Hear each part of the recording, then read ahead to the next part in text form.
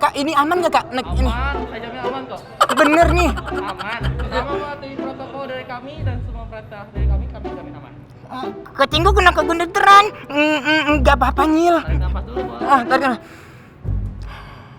Ya, tenang. Kak Tinggo katanya Granny takut. Oh iya loh, Kak Tinggo. Granny nggak Kak Tinggo naik wahana yang ini? Wahana apapun aku nggak ada yang takut. Semuanya kecil. Eits, tar dulu. Sebelum lihat Kak Tinggo naik roller coaster, jangan lupa tonton sampai habis ya. Kenapa emangnya? Biasa, karena bakal ada kuis berhadiah loh Kak Tinggo. Oh iya. Nah makanya tetap di sini.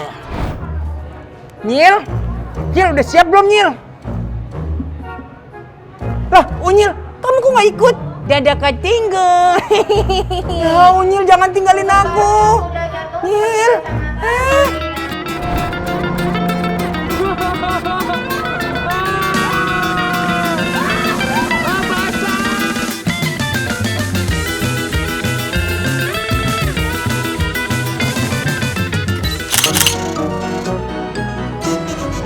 Dadah Kak Tinggo. Tanggal 1 Februari kemarin, harga minyak goreng turun lagi. Kementerian Perdagangan menetapkan harga eceran tertinggi minyak goreng kemasan jadi Rp11.500 per liter. Tapi mana barangnya? Harga turun, barangnya malah langka. Minyak goreng dari bahan kelapa sawit memang paling populer dipakai untuk mengolah makanan karena lebih ekonomis. Tapi minyak goreng punya kandungan lemak jenuh yang tinggi. Kak Tinggo ngapain sih ayangnya dilak-lak gitu? Nggak dingakan-ngakan lagi. Ini loh Nyil, berminyak Nyil. Kak Tinggo kan lagi diet, nggak bisa yang minyak-minyak kayak gini. Kak Tinggo ketinggalan jangan. Ada loh Kak Tinggo, inovasi minyak berkalori rendah. Tapi emang di Indonesia udah ada Nyil? Ya udah ada Kak Tinggo. Nih dia nih liputannya. Check it out. Lebih irit, lebih praktis, dan jelas lebih sehat. Ini dia cooking spray alias minyak goreng semprot. Karena bentuknya spray, penggunaannya jauh lebih praktis. Gak perlu takut tumpah atau tempat penyimpanan khusus. Bikin sajian pancake pandan kayak gini cuma butuh waktu yang singkat dan jadi lebih sehat. Kok bisa? Soalnya ada 2 jenis minyak sehat yang digunakan. Minyak kelapa murni dan minyak zaitun. Lebih dari 90% minyak kelapa kandungannya asam lemak. Lebih tahan panas.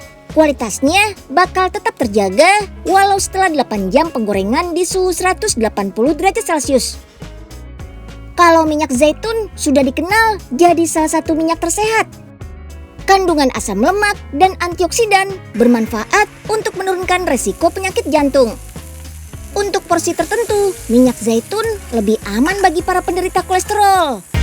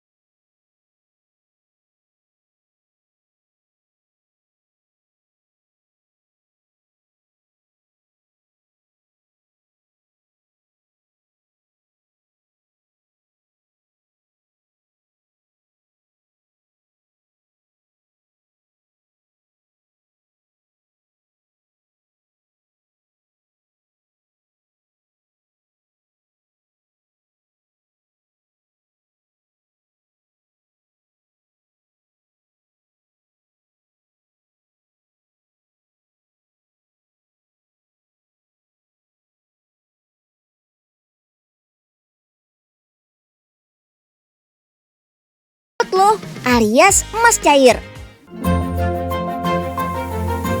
Di Indonesia, minyak zaitun biasanya diolah lagi. Salah satunya diolah untuk dikemas dalam botol spray. Pabrik produksi cooking spray ini ada di Semarang, Jawa Tengah. Supaya minyak zaitun dan minyak kelapa bisa dikemas dalam kemasan spray, masing-masing dicampur dengan bahan alami dari kedelai. 120 gram minyak dituang ke dalam botol kaleng spray. Ditutup pipa selang untuk jalur penyemprotan. Supaya minyak dalam botol bisa keluar saat ditekan, perlu ditambahkan gas pendorong. Dengan mesin otomatis ini, gas pendorong diisi ke dalam botol kaleng. Gas pendorong ini sudah food grade dan terjamin halal. Gas propelan bakal mendorong minyak keluar dalam wujud aerosol. Itu loh, kayak semprotan deodoran atau pengharum ruangan. Larutan minyak ikut terbawa bersama gas dan keluar berupa butiran-butiran yang sangat kecil dan melayang di udara. Kelebihan produk yang menggunakan kemasan spray atau semprot, cairan bakal keluar secara merata. Sejak tahun 2011, pabrik ini bisa memproduksi 1000 kaleng cooking spray setiap hari. Karena dikemas dalam botol kaleng seperti ini, daya penyimpanan minyak goreng jadi lebih lama, tahan sampai setahun. Setelah diisi gas, sebotol cooking spray ini berisi 65 ml bisa untuk 300 kali penyemprotan. Cara pakainya juga gampang, yang penting perhatikan petunjuknya. Kenalin nih, Chef Angel yang mau ngasih tahu referensi menu masakan sehat dan praktis pakai cooking spray. Pertama, pastikan semprot ke area permukaan wajan saat masih dingin dan kompor belum menyala. Ingat, kandungan gas propelan sangat mudah terbakar. Minyak goreng biasanya dituang langsung tanpa takaran. Kalau ini sih cukup sekali atau 2 kali semprot, minyak bakal langsung tersebar merata. Cooking spray bukan buat menggoreng ya, hanya ditujukan untuk menumis atau memanggang dengan minyak secukupnya. Tumis bawang putih, bawang bombay, dan potongan paprika. Tumis sampai harum. Beri perasan jeruk nipis pada daging udang, supaya bau dan rasa amis bisa hilang dalam sekejap. Tumis kembali udang sampai matang. Tambah potongan nanas segar, saus tomat. Penggunaan minyak yang sedikit kayak gini bikin masakan jauh lebih sehat. Disisit udang saus asam manis. Cooking spray memang masih belum populer. Dari segi harga, nggak bisa dibilang murah. Rp55.000 untuk yang minyak kelapa dan Rp95.000 per kaleng untuk yang minyak zaitun. Alternatif penggunaan cooking spray memang cocok buat yang concern sama kesehatan. Selain jenis minyak zaitun dan minyak kelapa murni, minyak yang dipakai juga jauh lebih minim. Kak Tinggo, ada kakak-kakak tuh. Ayo kita samperin yuk. Halo Kak. Lagi sibuk nggak Kak? Kakak suka masak nggak? Nggak terlalu suka sih. Oke, tapi bisa masak kan? Jadi aku sama Unyil punya pertanyaan nih buat kakak. Silahkan. Nah, ini ayam goreng sama kentang ini, proses metode masaknya pakai apa Kak? A. Deep fry. B. Stir fry. C. Pan fry. Yang A bukan Nil. Betul, deep fry Kak, betul. Tapi bedanya deep fry, stir fry, sama pan fry apa Nil? Nah jadinya kalau yang deep fry itu digoreng kaki minyak yang paling banyak Kak Tinggo. Tuh makanya jadinya seperti ini. Oh gitu Nil. Terus kalau misalkan yang pan fry Nil, kalau pan fry minyaknya lebih sedikit. Biasanya untuk menggoreng patty burger. Oh patty burger. Betul, patty Iya burger. Kak. Nah terus kalau yang stir fry Nil, nah itu jauh lebih sedikit minyaknya. Biasanya untuk menumis. Bener. Gitu Nil. Nah gitu Kak. Makasih ya Kak. Makasih, Tes dulu. Nil. Dah.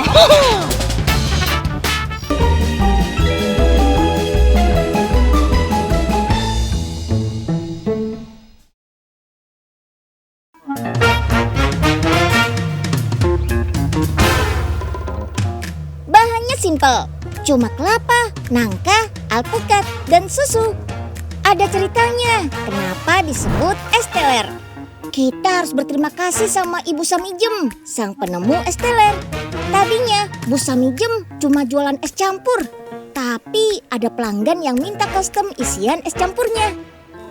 Ternyata campuran es ini banyak yang suka Katanya saking enaknya sampai bikin teler. That's why sampai sekarang racikan es ini dikenal dengan nama es teler. Biar es telernya nikmat, harus pakai buah alpukat yang bagus dan rasanya nggak pahit. Unyil punya tips nih, gimana caranya milih alpukat yang sudah matang. Soalnya alpukat yang terasa pahit biasanya gara-gara kurang matang. Tekan buah alpukat, tapi jangan kencang-kencang nekennya. Alpukat yang lebih lembek dan empuk artinya sudah matang. Kalau yang masih keras alias mengkel artinya kita harus menunggu lagi sampai matang. Cek warna pangkal tangkai alpukat. Kalau warnanya masih putih, berarti belum matang ya. Yang pangkalnya berwarna coklat kayak gini berarti sudah matang. Karena waktu matang alpukat nggak bisa diprediksi, harus rajin cek 2 kali sehari. Biar nggak kecolongan alpukatnya jadi kelewat matang atau malah busuk. Untuk alpukat yang matangnya suka nggak merata, cukup potong bagian ujung alpukat. Terus tutup dengan tisu dan lakban. Terus simpan deh di suhu ruang. Alpukatnya dijamin bakal matang merata. Bahkan bisa matang lebih cepat loh. Biasanya sih 2 hari juga sudah matang. Mau olahraga Katinggo tadi kenapa sih Nyil? Kalau Katinggo mau olahraga, ini alpukat bagus loh Katinggo buat olahraga. Maksudnya Nyil? Jadi buah alpukat itu bisa memenuhi 25% kebutuhan vitamin K Katinggo. Oh, kebutuhan vitamin K. Nah, kalau vitamin K itu bagusnya buat apa Nyil? Bagusnya untuk pertumbuhan tulang. Oh gitu, tapi jangan lupa di jus dulu ya Katinggo. Lama. Katinggo, kenapa sih di jus dulu, masa mau makan sama kulitnya sih Katinggo? Ya juga ya Nyil ya. Jadi jus dulu yuk. Alpukat dikenal sebagai salah satu buah tersehat di dunia. Banyak mengandung lemak sehat yang dapat menurunkan kadar kolesterol. Aslinya sih alpukat berasal dari Amerika Tengah, masuk Hindia Belanda sekitar tahun 1920-an untuk memenuhi kebutuhan lemak masyarakat di pegunungan. Di Indonesia, alpukat biasanya panen raya sekitar bulan November sampai Februari. Panen alpukat harus repot-repot manjat atau diambil pakai tongkat. Itu sih cara lama. Dengan rekayasa, alpukat bisa dibuat versi mini. Tapi buahnya tetap maksi. Disisit pohon alpukat dalam pot. Tabu Lampot ini ada di Desa Jambu, Kecamatan Kayan Kidul, Kabupaten Kediri. Praktis dan gak perlu lahan terlalu luas. Gak heran saat ini Tabu Lampot banyak penggemarnya. Penggagasnya adalah Pak Agus, Kepala Desa Jambu yang memiliki ide kreatif budidaya tabu lampot. Salah satu tujuannya untuk memudahkan masyarakat yang tidak memiliki lahan pekarangan agar tetap bisa bercocok tanam. Luas lahan tabu lampot yang ada di sini 1,2 hektar. Sekitar 15.000 bibit alpukat berbagai varietas ada di sini. Walaupun ditanam di pot, hasil buahnya tetap banyak dan gede-gede tuh. Beratnya bisa mencapai 2 kg loh per buah. Jenis alpukatnya alpukat kelut. Jadi keunggulan tabu lampot ini bisa lebih cepat untuk memanen karena tanaman di tabu lampot itu bisa dikondisikan untuk cepat berbuah dan juga dapat mengisi pekarangan meskipun pekarangan itu lahannya sempit. Let's go, kita panen alpukatnya. Ciri alpukat yang bisa dipanen biasanya warna kulit buah buram atau tidak mengkilat. Alpukat bisa dipanen kalau sudah berusia sekitar 6 bulan. Alpukat biasanya dipanen dalam kondisi belum matang. Harus diperam dulu sebelum disantap. Berbeda dengan alpukat kelut ini, satu-satunya jenis alpukat yang bisa matang di pohon. Nih lihat kalau nggak percaya. Nah, jadi alpukat kelut itu bisa masak di pohon. Jadi tidak perlu diperam atau diimbu bahasa Jawanya. Coba kita belah alpukat kelut.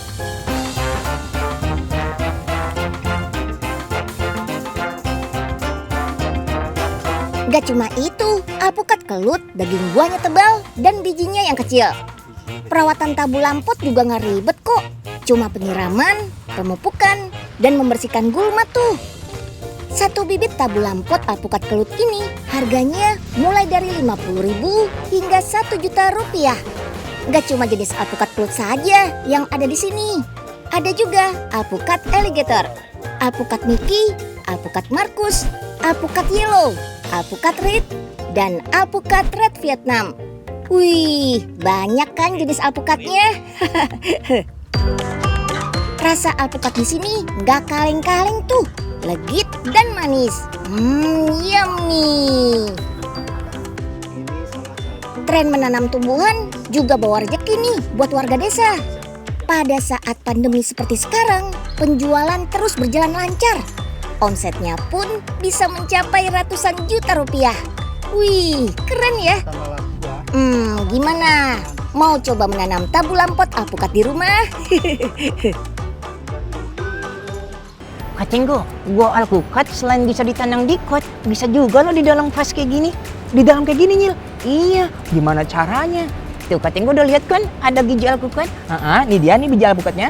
Nah, terus udah ditusuk, udah ditusuk, taruh nih. Kayak gini, Nyil. Salah, Katinggo terbalik. Soalnya nih kalau yang lonjong itu yang bisa keluar tunasnya. Oh gitu, Nyil. Oke, taruh ya. Nah, udah bener? Betul, Katinggo. Kan kalau kayak gini bagus juga buat hiasan. Ya juga ya. Meski banyak yang suka, hasil panen alpukat Indonesia belum banyak. Per tahun sekitar 600.000 ton saja. Berbeda dengan negara asal alpukat Meksiko yang bisa menghasilkan lebih dari 2 juta ton alpukat per tahun. Di Meksiko, alpukat memang banyak dipakai untuk bahan makanan tradisional. Permintaannya banyak, hasil produksinya juga harus banyak dong. Nggak cuma untuk dikonsumsi, alpukat juga jadi bahan pembuatan minyak. Yap, ekstrak alpukat berupa minyak jadi salah satu produk andalan Meksiko. Untuk membuat minyak alpukat, ada beberapa tahapan yang harus dilalui. Pada saat panen, pilih buah alpukat dengan kualitas terbaik, lalu dibawa ke tempat penyimpanan. Agar menghasilkan minyak alpukat berkualitas, sortir lagi alpukatnya. Oke deh, selanjutnya buah alpukat tinggal dimatangkan dengan mesin. Lalu proses disinfeksi, yaitu menghancurkan organisme pada sebuah objek dengan menggunakan zat kimia cair. Sekarang masuk tahap ekstraksi di mesin pendingin. Nah, dari tahap inilah akan keluar minyak murni alpukat. Oh iya, ternyata minyak alpukat sangat mirip loh dengan minyak yang terkandung dalam tubuh manusia. Hebatnya lagi, minyak alpukat mampu meningkatkan produksi kolagen pada tubuh manusia. Daging buahnya lezat dan kaya gizi. Terus bijinya diapain ya? Bisa kok diolah jadi makanan seperti cookies atau mie. Nggak langsung dicampur ya, harus diolah dulu jadi tepung biji alpukat. Bijinya dibersihkan dulu dari kulit ari, direbus sampai empuk, dicacah, lalu dijemur sampai kering. Baru deh bisa dihaluskan jadi tepung. Tepung inilah yang bisa digunakan untuk campuran bahan makanan. Tepung biji alpukat lebih sehat daripada tepung terigu, bebas gluten, dan kaya kandungan gizi yang baik untuk tubuh.